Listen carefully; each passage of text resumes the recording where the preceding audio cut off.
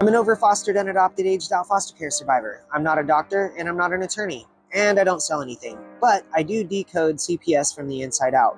If CPS put you in services or is pushing your case deeper, this isn't advice, this is the architecture.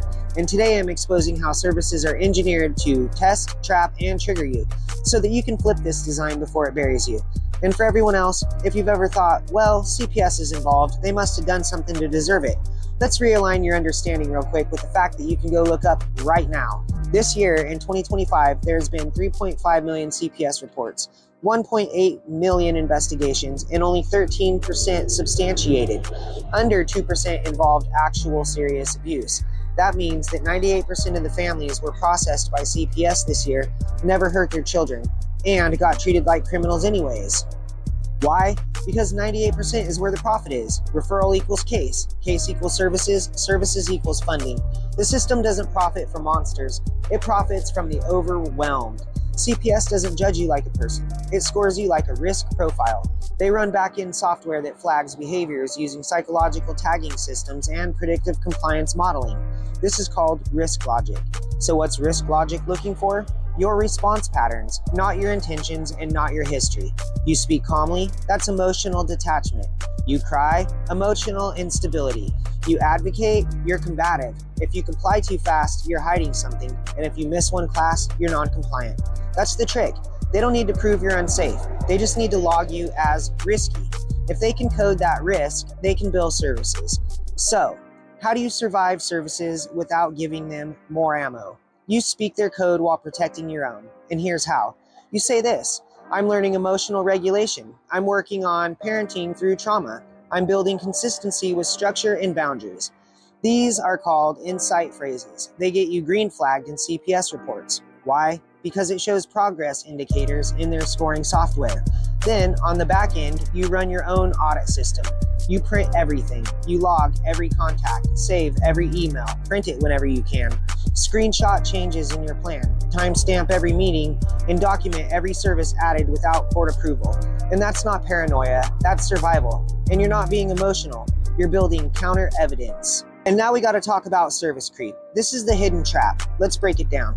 CPS wants you to comply until you collapse. They'll say, let's do one more class. The therapist recommends extra sessions, or we're extending just to be safe. And this may sound reasonable, right? But it's not. It's service creep. It's a tactic that keeps your case open while making it look voluntary. And if you refuse at that point, they log non-compliant. If you say yes, they stack more until you snap. So how do you block this trap? You ask, is this court ordered? What's the clinical goal for the service? And where is this in my official case plan? If it's not written, it's just bait. So what do you say? You don't wait for your lawyer to protect you. You say, I want the discovery of the caseworker notes with all internal risk scoring. Object on record when services are added outside of my plan. And push for ADA or civil rights protections if trauma is used against me. Force them to define what completion means in writing. If your attorney doesn't move, you move around them. Start writing your own declarations, put it on paper under penalty of perjury, and notarize it. That becomes evidence, not allegations, it's statement of record. And the real play is the affidavits. If you filed an affidavit of truth already, you're ahead. You created a timestamp anchor that they can't edit or erase. And what does it do? It confirms your state of mind and clarity. It sets you up for civil defense later and signals higher knowledge of the system. But don't stop there. You've got to build the wall. Add a sworn declaration. That's your legal testimony. Request discovery of all assessments. Demand audit logs for every service added. And invoke ADA if you're being judged for emotional regulation, anxiety, or a neurodivergence. That paper trail, it's your firewall. And next, we have to talk about retaliation, because retaliation is real. And anytime they see some of this pushback, they can retaliate. Everything from add services to punish resistance, extend timelines without cause, write biased notes, or even flag you as hostile, all the way to cutting your visits short or even stopping visits altogether. So how do you defend against retaliation?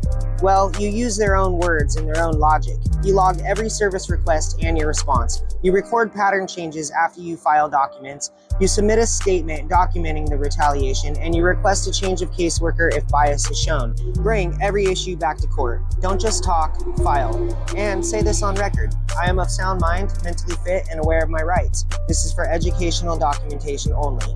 You're not fighting them. You're naming the tactics and protecting your lane.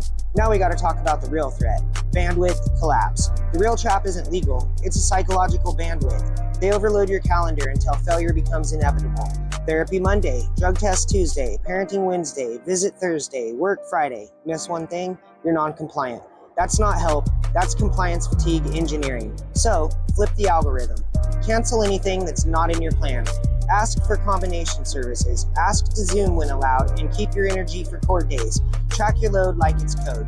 This isn't an emotional burnout. This is forced failure dressed up as progress. And real quick, I'm not selling anything. No subscriptions, no merch, no monetized trauma, but I am building a full survival guide. Every letter, every step, every system decode in one digital and print manual. Until that's ready, my QR code in most of my videos leads to my flow page. From there, you'll find a lot of useful information that I'm updating often. You'll also see buy me a coffee and donate crypto options. Not because I'm asking, but because if this saved you any time or sanity, you know what that's worth. And you're not tipping me. You're helping fund something bigger that they can't censor. I will always stand with the 98%, the parents fighting for their kids, the ones who might have made mistakes but aren't monsters, the families forced to prove that they're not criminals and they might have needed help. This system runs on risk logic, on bias, on overcoding, on compliance-based funding. They broke the architecture on purpose. So we're not just decoding it, we're exiting it. Stay documented, speak their code, and log your truth. And don't forget, this is still your life, and you're not crazy. You're still in control of it, and this too will pass. Please send this to everyone you know in the system. We need to get this information out. My next one's coming soon.